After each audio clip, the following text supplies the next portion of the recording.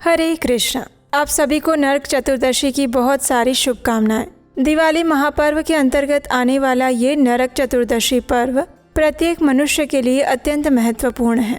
इस दिन प्रातः ब्रह्म मुहूर्त काल में किया गया अभ्यंग स्नान मनुष्य को अनंत पुण्य फल प्रदान करता है। ये वही दिन है जब भगवान श्री हरि ने नरकासुर का वध किया था और इसीलिए इसे नरक चतुर्दशी के नाम से जानते हैं। तो चलिए आज नरक चतुर्दशी के उपलक्ष्य पर हम इसी से जुड़ी हुई इस सुंदर पौराणिक कथा का श्रवण करते हैं। आइए आज की नरक चतुर्दशी कथा का आरंभ करते हैं। एक समय नरकासुर नाम के असुर ने देवराज इंद्र के नाक में दम करके रखा था। उस असुर ने देवताओं की माता अदिति के कुंडल और वरुण देव का छत्र चुरा लिया था। इसके उपरांत उसने देवताओं की क्रीड़ा स्थली मणि पर्वत पर भी अपना आधिपत्य स्थापित कर दिया था। इस समस्या का समाधान मांगने के लिए एक दिन देवराज इंद्र भगवान श्री कृष्ण से मिलने द्वारिका आते हैं। उन्होंने अपनी सारी व्यथा भगवान को कह सुनाई। ये सुनकर भगवान श्री कृष्ण उस असुर का वध करने के विचार से अपनी रोमांच प्रिय पत्नी सत्यभामा के साथ गरुड़ पर आसीन हुए और उस नरकासुर की राजधानी प्रागज्योतिषपुर जाने के लिए निकल पड़े।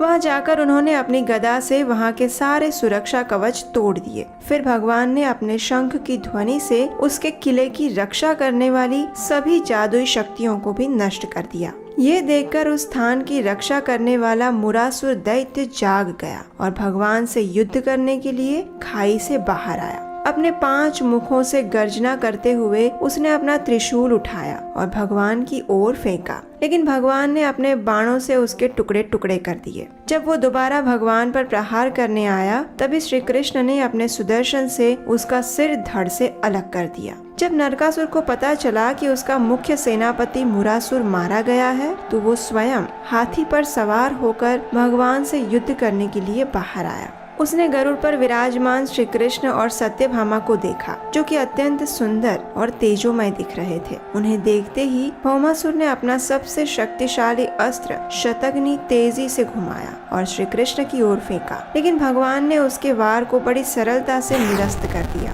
तब तक उसकी संपूर्ण सेना भी भगवान पर आक्रमण करने लगी थी, लेकिन श्री कृष्ण ने अपने बाणों से उन सभी को तहस नहस कर दिया। आखिर अंगारों की तरह दहकते हुए नरकासुर ने अपना त्रिशूल उठाया, लेकिन इससे पहले कि वो इसका प्रहार श्री कृष्ण के ऊपर करे, भगवान ने तीक्ष्ण सुदर्शन से उसका गला काट दिया और इस प्रकार कुंडलों और मुकुट से चमचमाता हुआ नरकासुर का सिर युद्ध भूमि पर गिर पड़ा। नरकासुर का वध होते ही पृथ्वी देवी माता अदिति के कुंडल और वरुण देव का छत्र लेकर भगवान श्री कृष्ण के पास आई और उन्हें भगवान को सौंप दिए। तत्पश्चात भगवान श्री कृष्ण ने नरकासुर के महल में प्रवेश किया। वहाँ उन्होंने देखा कि नरकासुर ने 16,100 राजकुमारियों को जबरदस्ती कैद किया हुआ था। उन सभी को श्री कृष्ण ने मुक्त किया। पुरुष शिरोमणि श्री कृष्ण को देखकर इन सभी युवतियों ने अपने मन में ही उन्हें अपने पति के रूप में स्वीकार कर लिया। वे सभी सोचने लगी कि काश श्री कृष्ण मेरे पति बन जाए।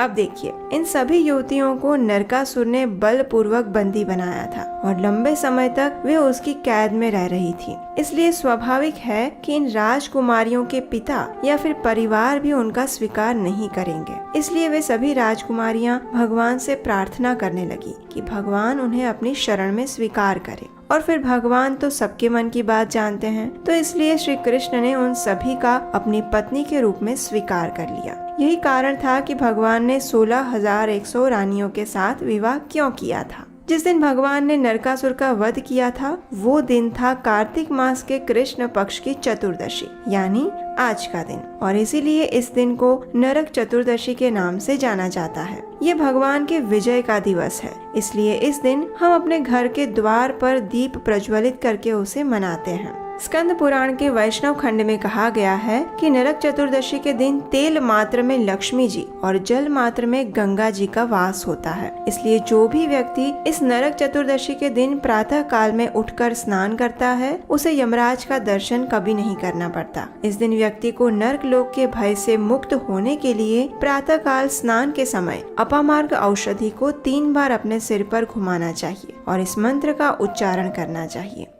सीतालोष्ठ समायुक्त संकटंक दलान्वित हर पापम अपामार्ग भ्राम्यमाणः पुनः पुनः।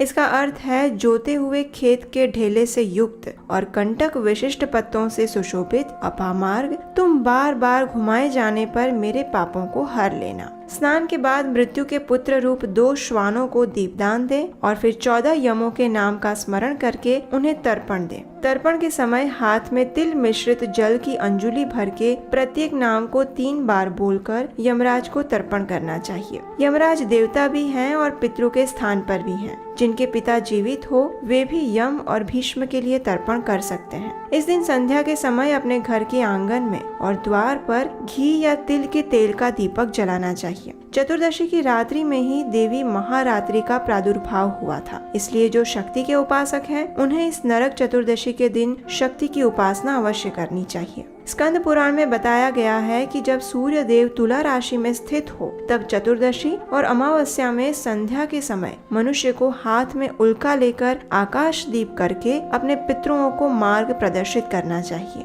ये संपूर्ण विधि हमारे शास्त्रों में बताई गई है, लेकिन हो सकता है कि आपके लिए इन सभी का पालन करना संभव ना हो, तो इस नरक चतुर्दशी के दिन आप एक अत्यंत सरल कार्य भी कर सकते हैं और उसके द्वारा आपको आगे कही हुई संपूर्ण पूजा विधि का फल भी मिल सकता है। और ये कार्य है इस दिन भगवान श्री कृष्ण के हरे कृष्ण महामंत्र का अधिक से अधिक मात्रा में जप करना। भगवान श्री कृष्ण भगवत गीता में कहते हैं कि सृष्टि के अंदर और बाहर जितनी भी चीजें हैं उन सभी के उद्भव स्थान वो स्वयं है। इसलिए अगर आप कोई कर्मकांड नहीं भी कर पाते हैं, लेकिन ये कर्मकांड जिनको अर्पित किए जाते हैं ऐसे परम भगवान के दिव्य नामों का जप और उनकी पूजा करते हैं, तो भी आपको इन सभी विधि विधानों का पालन करने का फल मिल जाता है। नरक चतुर्दशी ऐसा ही विशेष दिन है जब भगवान श्री कृष्ण ने नरकासुर का वध किया था। इसलिए भगवान की विजय के इस दिन को हमें उनके दिव्य कार्यकलापों के विषय में सुनकर, उनके पवित्र नाम का जप करके और उनके नाम का कीर्तन करके व्यतीत करना चाहिए। संध्या के समय आप घर में भगवान श्री कृष्ण को दीपदान कर सकते हैं और दामोदर अष्टकम का पाठ कर सकते हैं। इस समय आप अपने सभी पितरों के लिए भगवान को प्रार्थना भी कर सकते हैं और अपने लिए भगवान श्री कृष्ण की